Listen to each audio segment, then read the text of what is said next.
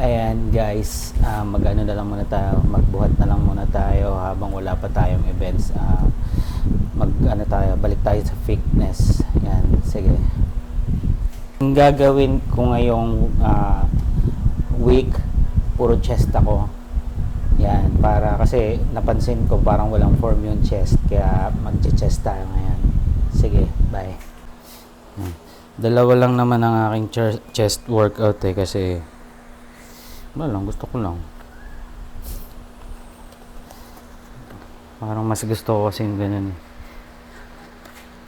Nahirapan kasi ako pagka ano. Yan!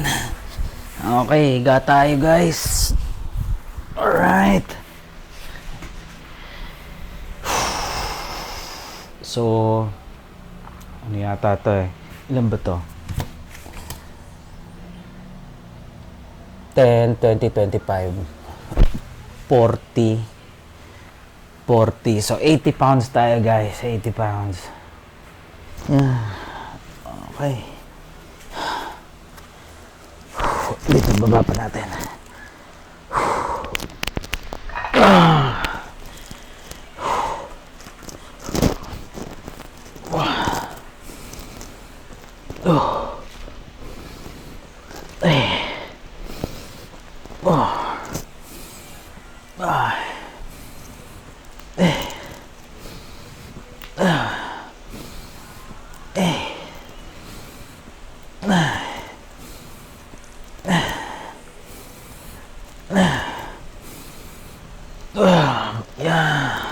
Yan, 12 repetition tayo na press. Yan, 12 repetition ng press. Tapos yung close naman, lapit siguro ng mic yan, close grip naman. Grabe, sarap nun guys. Ito ang pinakayo ko pagka nagche-chest. Kasi kapag ka nag-hit na siya sa muscle, halimbawa muscle repair na siya, nakakaramdam ako na parang chest pain. So naano ko na, hala, baka atakin ako sa puso. So nagkaka-anxiety ako. Kaya for the longest, hindi ako masyado chest kasi nga, yun, natatakot ako. Yun, pero napansin ko kasi guys, yung chest ko talaga yung walang form. Yan. Huwag na natin pansinin yung chan, mabilis akong tumaba Yan, yung close naman. Yan.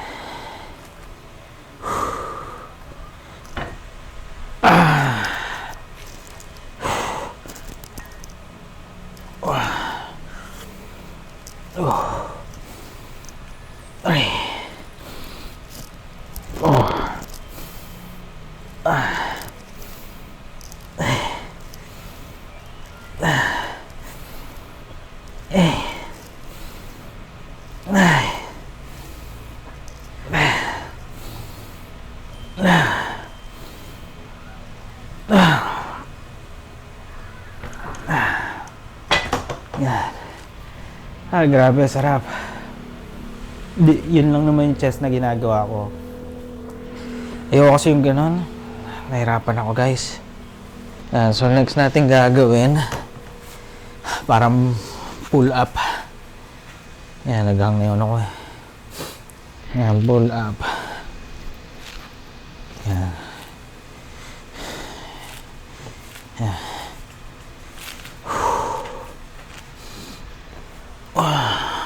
Dito pala dapat. 1, 2, 3, 4, 5.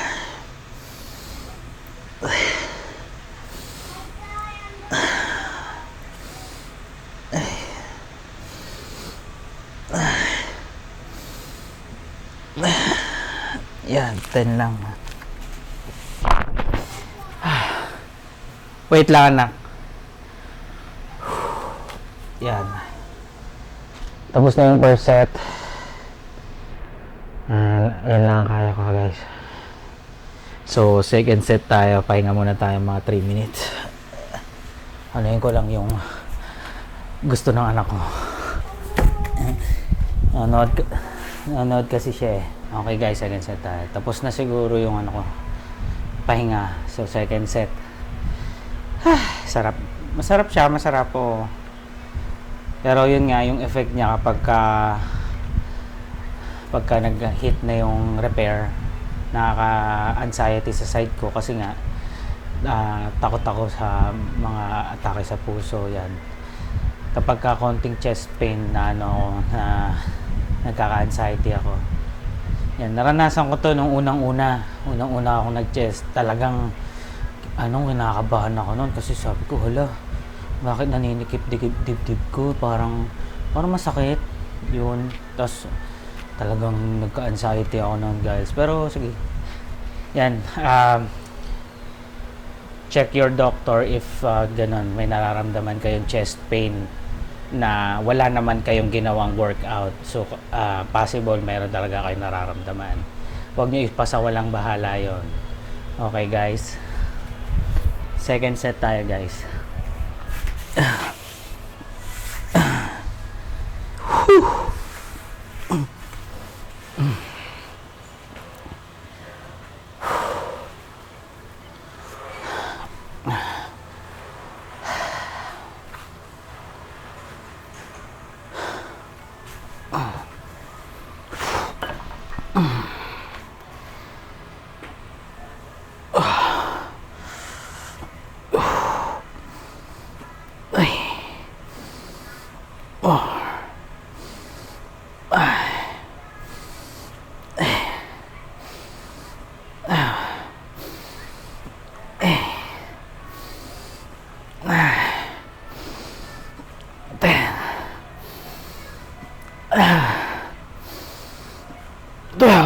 Yeah. Alright. Yan. Yan. So guys, meron pala ako i-share sa inyo. Oh wait. Yan. Nagkaroon ako ng interview noon kasi nagja-job hunting ako. Nagkaroon ako ng interview noon about content creator. So, akala ko magbi-video lang ako, tapos edit, tapos yon. Ang content na gusto nung company is about fitness. Kaya sabi ko, siguro fit ako doon kasi yun nga, nag-fitness ako, so alam ko yung mga possible na mga magiging content. Tapos, during the interview, sabi sa akin ng interviewer, nakapag-try ka na ba magawa ng video na ikaw mismo yung nasa video? So, na-shock ako noon kasi hindi naman talaga ako nag-vlog. Yan, so sabi ko, to be honest, hindi ko pa na-try yon kasi nga, hindi naman ako vlogger. Not everyone has a talent to talk in front of the camera. Yun yung sabi ko. Tapos sabi niya, kasi yung trabaho is mostly ganon, ikaw mismo yung content creator, ikaw yung gagawa ng content, tapos ikaw mag-share, ikaw magpapublish. So sabi ko, naku, baka hindi ako fit doon kasi hindi nga ako marunong magsalita sa harap ng camera. Tapos sabi nila, about about supplement. Sabi ko, hindi naman ako nagsusupplement. Natural lang ang ko, yung mga chicken breast, mga ganyan, mga natural protein, hindi ako nagsusupplement. So, ayun, at the end of the day, hindi ako natanggap kasi nga, para sa akin, it doesn't, hindi ako fit sa trabaho, sa work na yun, kasi hindi naman na talaga ako nagsusupplement, and they want me to take the supplement and para makita yung result. Sabi ko, for me, ayoko hindi ako nagte-take ng supplement talaga. Yan. Kaya, yun lang yung experience ko nung nagja-job hunt ako. So, ngayon, nagja-job hunt ulit ako. Kasi medyo humina na yung freelance ko eh. Actually, di naman nag-freelance, pero yung mga direct, medyo mahina na. Yan. Yan, sige. Doon tayo sa close grip naman. Yeah!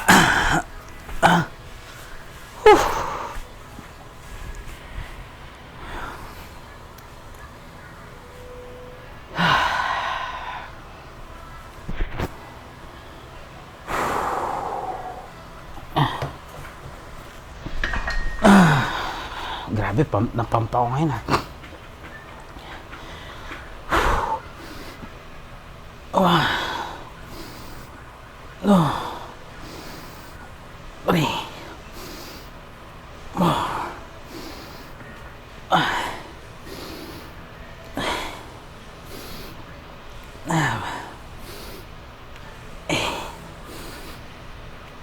Ay.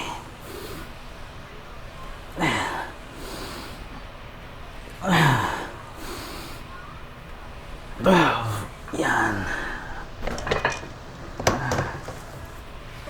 Yan.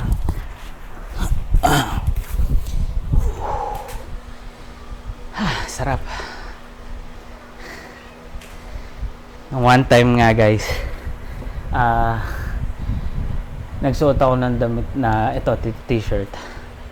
Sabi ko, hala, bakit parang sikip nung sa taas ko pero sa bandang tiyan hindi naman.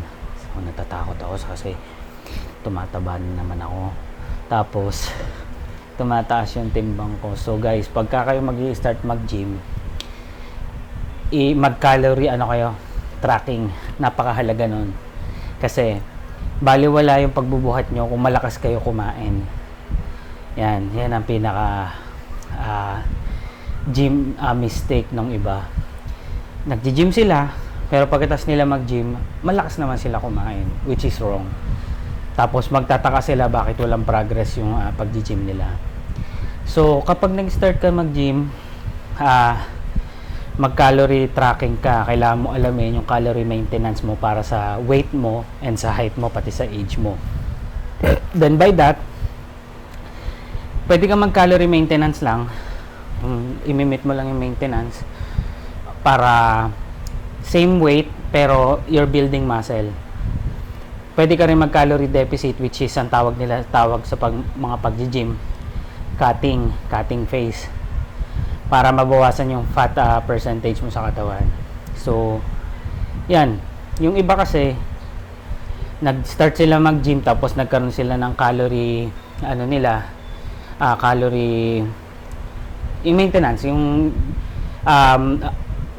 amount ng calorie na kailangan ng katawan para makasurvive. Tapos ang ginagawa nila, bubuhat sila. Then kakain sila ng surplus, sobrang dami versus dun sa calorie maintenance nila. So anong nangyayari, inisip nila bulking sila. At the end of the day, marirealize nila na hindi naman lumalaki katawan nila, which is, kundi nadadagdagan yung fat percentage nila. Yung iba kasi, kumakain sila ng more than sa calorie nila, calorie allowance, pero dirty naman, hindi naman whole foods. So nangyayari nga, yun, tumataba lang sila. So nawawalan sila ng ng motivation ulit to hit the gym. So sasabihin nila, damn, mas gusto ko mataba na lang ako kasi hindi ko naman kaya mag-gym. Mali yung mindset na yun. Mali ka lang nang nilagay sa utak mo, na sinet sa utak mo. Kasi nga, akala mo pag nag-gym ka, kahit kumain ka ng marami, papayat ka. Hindi ganun yun. Kailangan mo pa rin maging disiplinado sa pagkain mo. Yan. Okay, pull up tayo.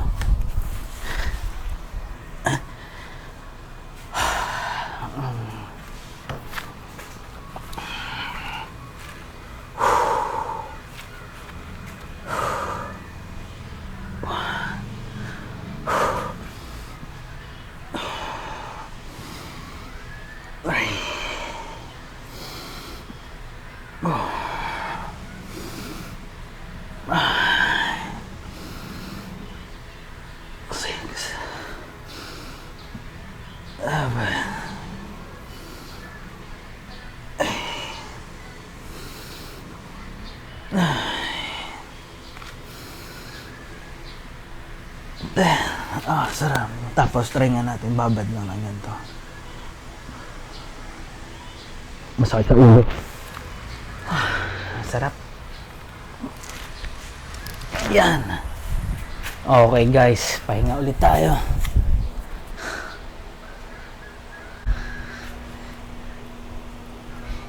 Yan, nakakatuwa naman itong monopod ko. Milibu siya, monopod, then yung aking ball head Manfrotto. Ang problema, wala nang leg tong monopod ko. So, nag-improvise lang ako. Ginamit ko yung leg nung sa Ronin ko. Yan, okay naman siya pero hindi ko masasabi kung stable kasi naalog-alog. Pero so far so good. Siguro pagka maayos yung ano ko, dito, yung ball head ko. Ang plano ko kasi yung ball head ilalagay ko siya sa paa, sa baba para mas stable siya. Kasi mabigat tong ball head. Kaso ang problema ko yung quick release. Gawa ng mga peke, yung mga natira dito sa akin ay na quick release. So, hindi ko magamit sa Manfrotto ko na ball head. Kaya pagka tinry ko, umaalog pa din. So, iniisip ko kung bibili ba ako or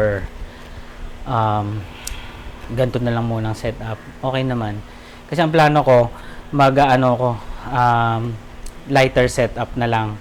Hindi na ako magta-tripod pagka mag-e-event. Monopod lang. Tapos naka-fluid head yung naka-fluid head tong sa top. Then yung ball head ko nandito sa baba. Kaso ang pinaka-problema ko yung leg nung sa Ronin. Maliit lang siya, so napaka-delikado nun. Yan. Hindi ko alam kung saan ba pwedeng bumili ng napakatibay na leg eh. Hindi ko alam kung nasan yung leg nito. Parang nasira na rin yata nung time na yun. Matagal na to. Magano na to. Magte 10 years na. Alam ko magte 10 years na tong monopod na to. Ay hindi. Ano lang yata 6 years kasi binili ko yung monopod nung nag-start ako mag-video. 6 years ago. 6 years na rin to. Yan na lang yung natira. Hindi ko kasi to binenta dahil kapag ginagamit ko kasi siya sa sa pag nag-audio ko, dinudugtong ko sa light stand para yung light stand 10 feet plus ito 6 feet to ata pagka in-extend. Yan, 16, meron ako 16 feet. Pero isipin yun, parang ang tingnan, no? Yung, meron nga nakapansin nun, kasi yung audio nila, yung speaker nila, napakataas. So, napansin nila na nagsiset up ako ng mataas. So, sabi nila, sir, meron ka bang connector para sa audio output namin? Sabi ko, meron naman. So, okay lang ba makiconnect? Pumayag naman sila. Yun. Kasi yung ibang sound system, madamot. Hindi ko naman nila lahat. Yung iba lang. Ayaw nila magpa-connect kesyo masisira daw. Kung tutuusin nga, ang taas-taas ng wattage nung mixer nila. So, yun yung tend na maka-ground ng ibang audio at maka-ground ng ibang equipment na magkukos ng pagkasira nun. Like nung nangyari sa laptop ko, kinonect dun sa mixer ng isang lights and sound. Ang taas ng wattage niya, nadali yung speaker nung laptop ko. So, after nun, hindi ko naman siya masisisi. Kasi, di ba, hindi ko rin naman pwedeng masingil sa client. Kasi, finreview ko nga yung ako din naman ng pumayag, which is mali. Guys, kaya kapag kayo, starting editor, starting studio owners, huwag kayo papayag na i-connect yung laptop nyo sa mixer nila. Ang lagi nyo tatandaan, kung sino yung nag-offer ng free projector and widescreen, sila dapat mag-provide ng player or yung client. Yan natatandaan nyo, guys. Okay, guys, last set tayo, set 3. Yan, sana kayanin ko na yung set 3 kasi ngayon lang ako nag-set 3. Lagi lang akong 2 sets. Yan, kasi wala lang, hindi ko lang trip mag 3 sets eh. Yun, okay, set 3 tayo.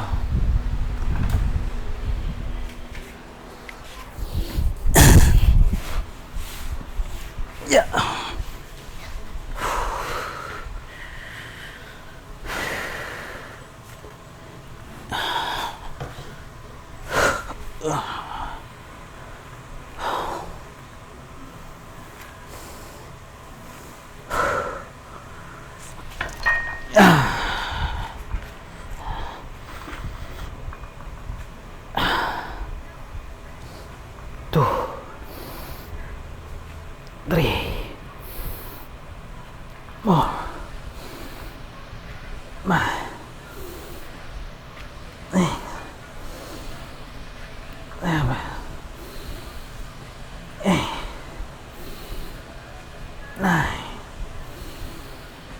So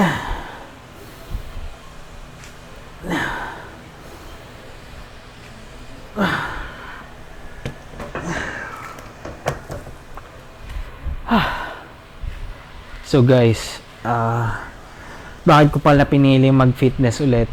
Kasi dati mataba ako sobra, 120 kg ako noon. So bakit ko ba binili nga mag-fitness? Number one, para sa pamilya ko. So nung time kasi na mataba ako, hindi ko naman iniisip na yung longevity ng buhay ko eh. Ang gusto ko lang kumain, mag-enjoy, mag-events. Tapos nung dumating na si Miguel sa buhay namin, doon ko na-realize na gusto kong makita si Miguel lumaki, masubaybayan yung paglaki niya, maggabayan siya ng tama. So that's the time na naisip ko na mag-fitness. And isa pang reason nun, isang araw nakaramdam ako ng parang chill sa katawan. Di ko alam, basta chill lang. Yung para ako nanginig. Tapos nag-check ako ng BP, ang taas, sobra, 150. Tapos sabi ko, magpapahinga muna ako saglit. Tapos nung nagpahinga ako saglit, nagulat ako, tumataas. Yung pala, nagpa-panic attack na ako noon. So sabi ko sa asawa ko, kay Jen, dalhin mo na ako sa ER.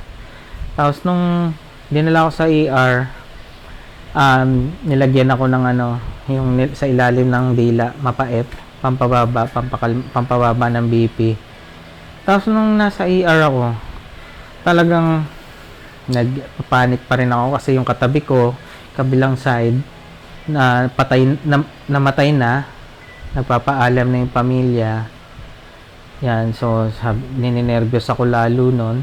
Tapos sa kabilang side naman, matanda, sobrang tumataas yung yung sugar. So tutusukan siya ng insulin. So sabi ko kay Jen, sabi ko, Nay, ganito na gawin natin. Dalhin mo na ako sa ER. Sabihin mo sa nurse, sa labas na lang tayo kasi ninenervyos ako dito.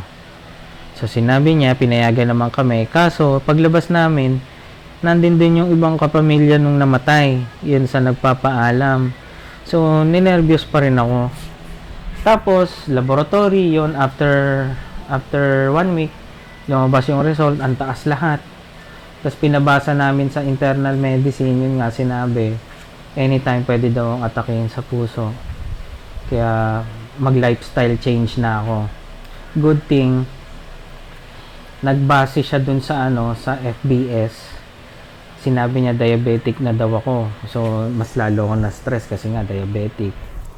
Kasi nasa lahi namin yung diabetic. Pero yung HB1AC ko, mababa sa normal range. So, ginawa ni Jen, binigyan niya ako ng mga herbal na remedies, mga gulay. Doon ako nag-start kumain ng gulay.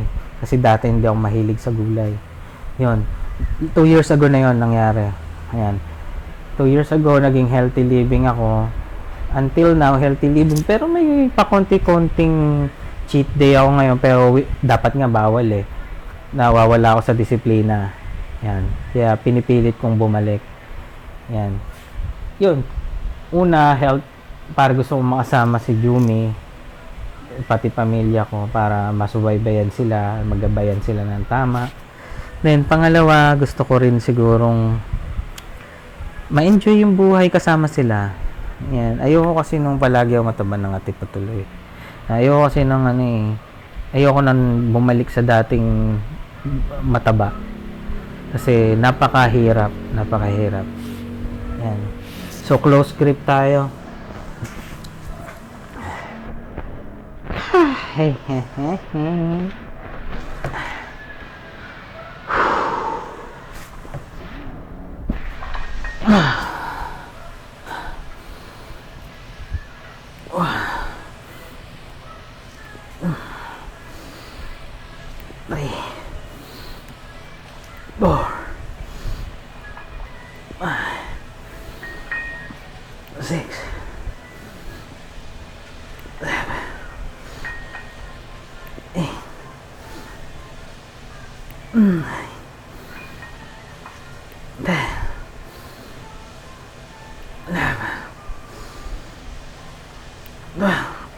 Alright.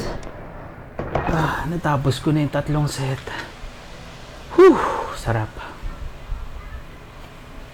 Na-disconnect pa ako.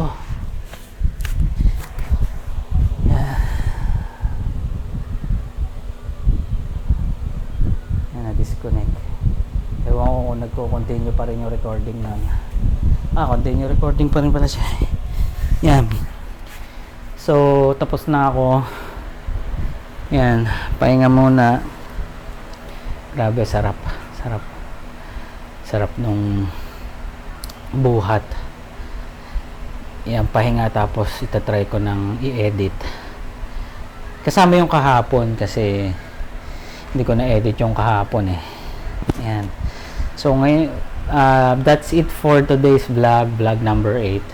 Yan. See you again to my next vlog. Bye-bye.